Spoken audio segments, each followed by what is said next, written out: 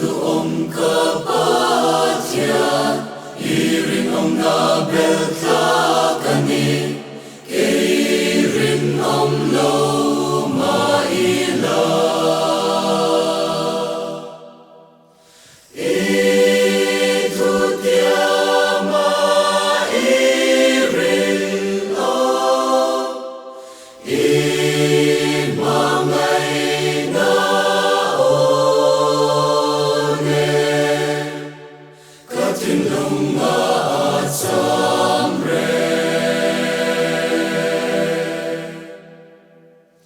Niswanong taglaw kani, masemangay na avangin, fapamalpo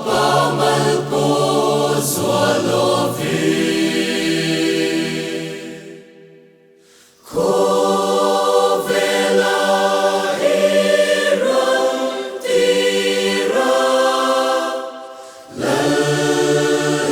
Swati sensua, kaswanin ten phai sắc dâu ta.